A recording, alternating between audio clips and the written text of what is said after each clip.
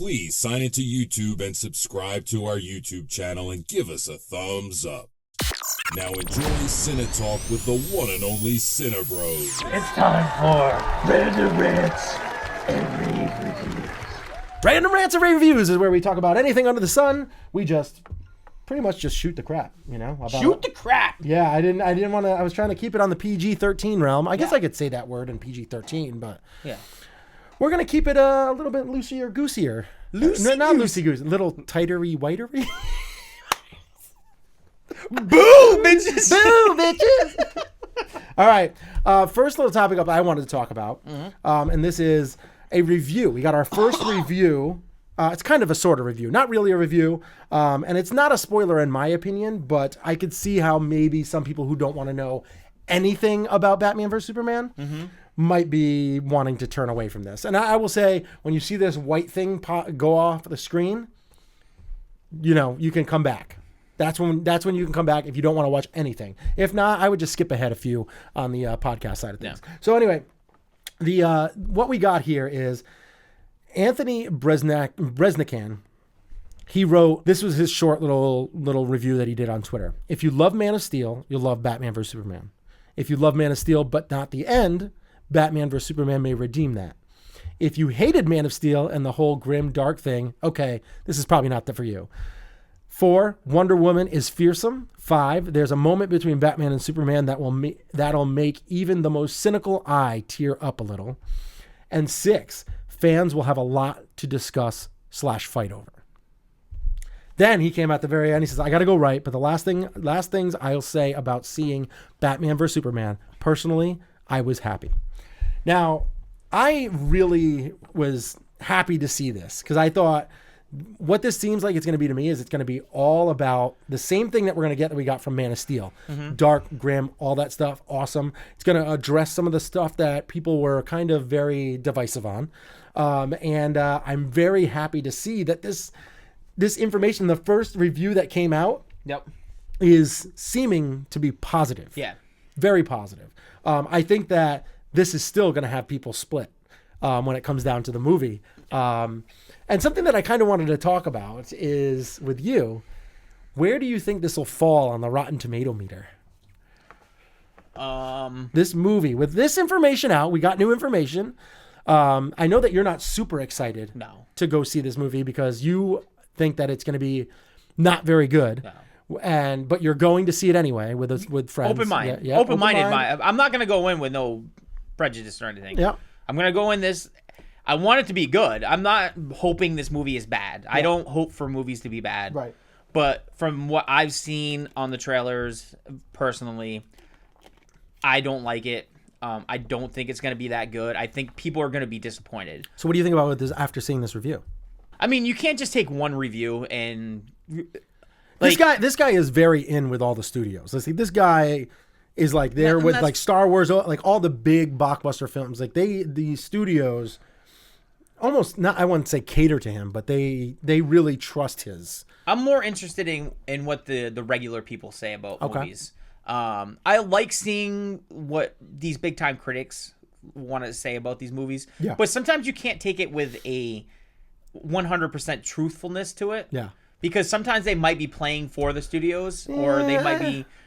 You don't know. That's the whole thing. You don't know about some of these kind of guys. I would say that I would trust that they are more. I've never truthful. Heard of them, so I don't know. Yeah. I mean, I would trust that they're truthful.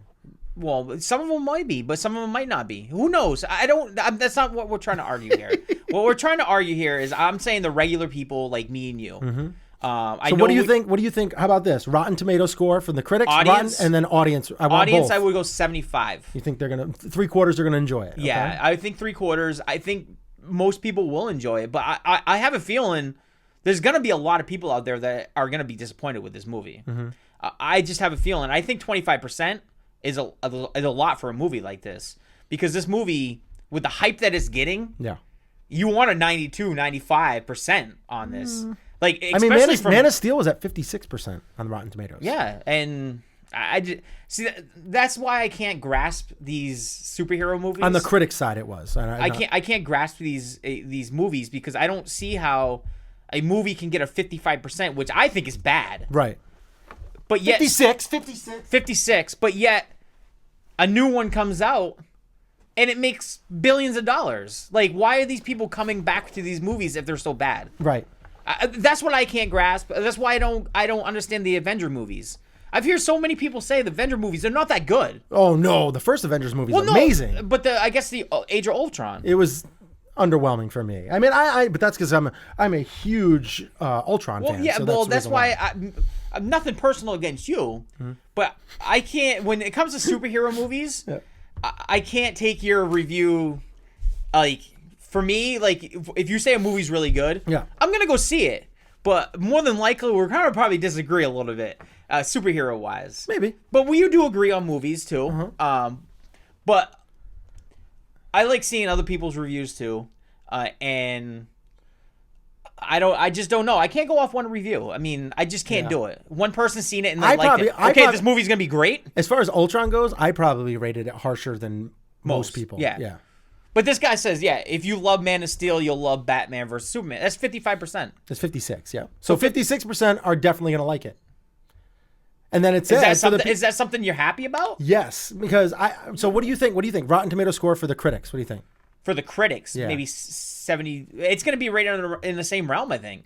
I think it's going to be rated around 71, 70. Okay. It's going to be I think they're both going to be in the 70s. Yeah, I am thinking that the critic... Even lower, maybe. I think the critic rating will be probably mid to high 60s. Yeah. I think the critic rating is going to be like 67%. I'm saying I'm on the high range. 67%. I think the audience rating is going to be in the 80s. Yep. I think we're talking like 85, 88%. And the only reason why is because they're saying you loved Man of Steel. If you love Man of Steel, you'll love Batman vs Superman.